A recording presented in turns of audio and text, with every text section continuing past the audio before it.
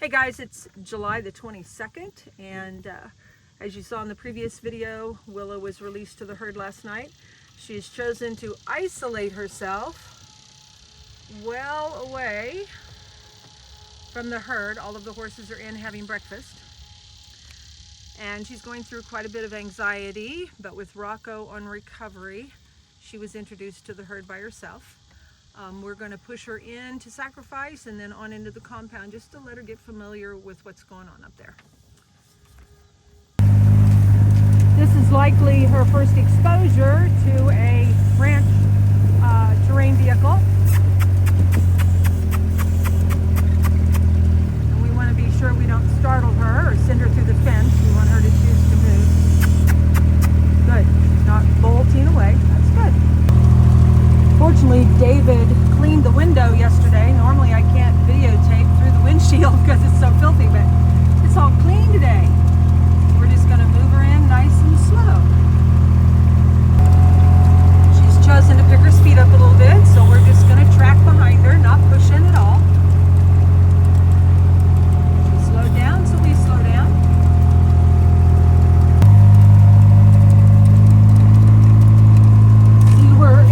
Where her ears are, looking forward, looking for the other horses.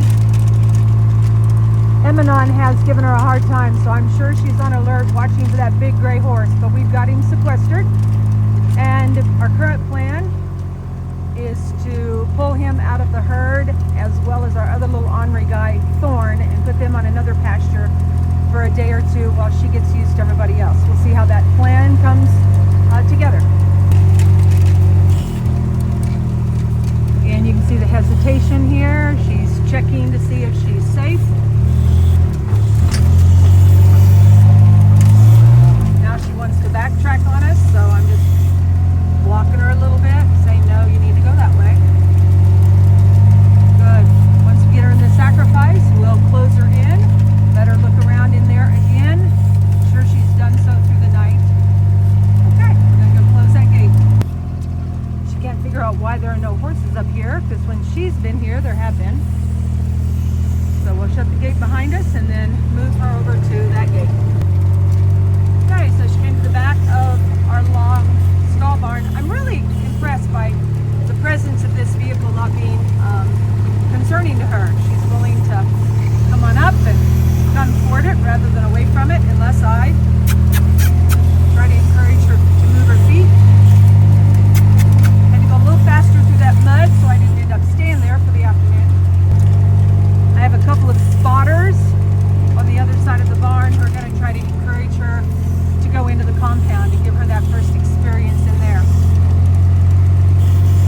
Just pull the hay ring off there that they can chew down during the day when they're not on grass. Okay, now we'll see if she makes it into the gate.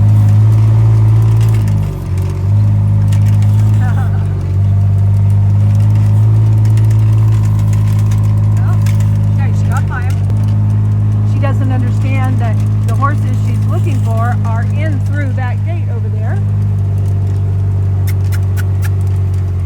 So we have to make sure that she learns today that that's where she wants to go, with gentle pressure and encouragement.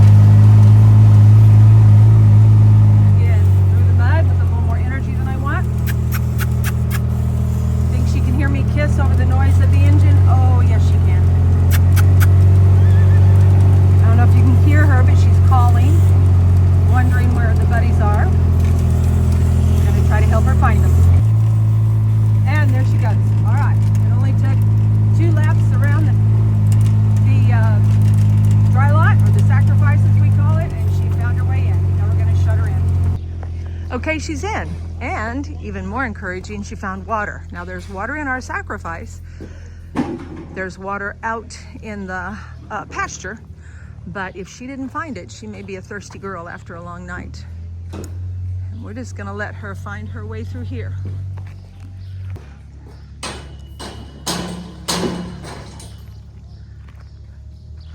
This is kind of a safe way for her to do nose to nose. And again, the 2 horses we know that have been giving her a hard time, we're going to move those boys out and then see how everybody else cooperates with her in sacrifice.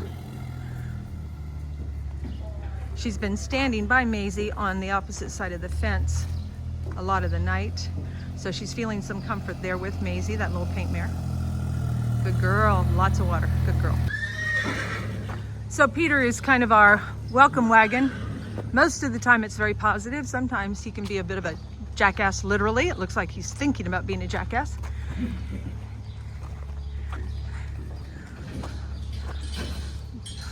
Willow, you're almost 3 times his size. Don't let him intimidate you. So that mare down there with the bald face, that's Candy, and Candy is very enthralled with Willow. The problem is this guy, Emanon, has claimed Willow currently, so I imagine Willow or Darlin are currently in heat. So he was keeping Willow away from Candy. We're gonna change that by kicking him out in a different pasture. Settle down. And hopefully Candy and Willow can reconnect. We had them together for a few hours yesterday, and that worked beautifully.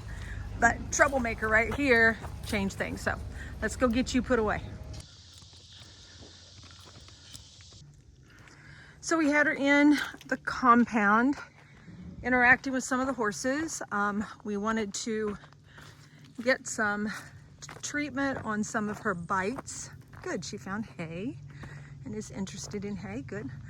So it's almost 100%, not quite, but almost 100%. There will always be what we call love bites. And I mean that in a little bit of a sarcastic fashion.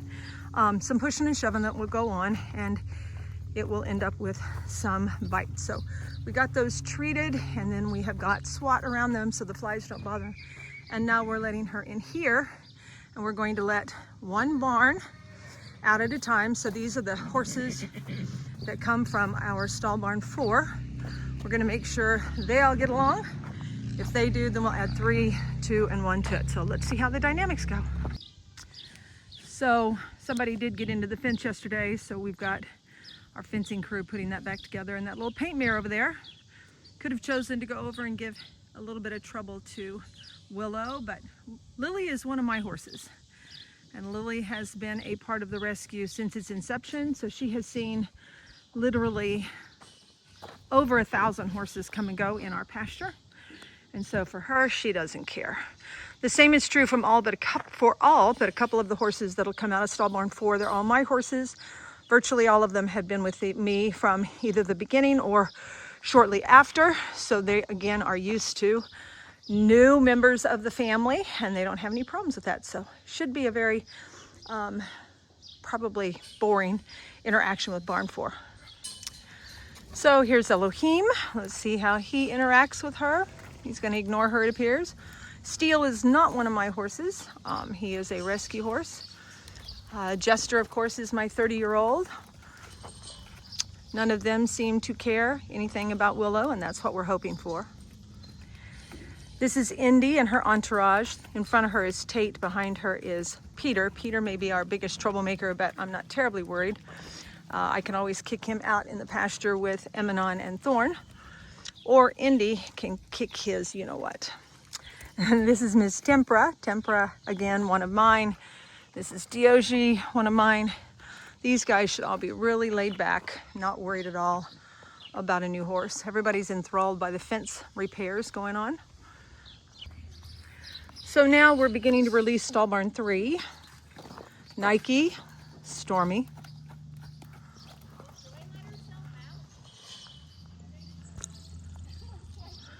Again, nobody seems terribly interested in her. Looks like Elo might venture over that direction. We'll see how that goes. Any of the main herd that gives her a hard time, we will put out in what we call our west pasture. So we'll see how it goes. Elohim is the closest to her height and size. Good, okay.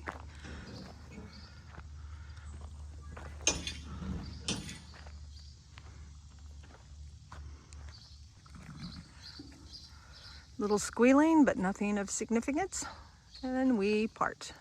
We part friends. Okay. Indy is going to get in front of her little troublemaker right there. Steel, chill out. So Tate decided that he needed to try to make an impact. Some of you that have been around for a while know that about, I don't know, a year and a half ago or so, we brought in a 18-hand Frisian Percheron cross, I believe is what he was. And darn if Tate didn't just chase him around like Tate was 20 hands tall. And there's Indy.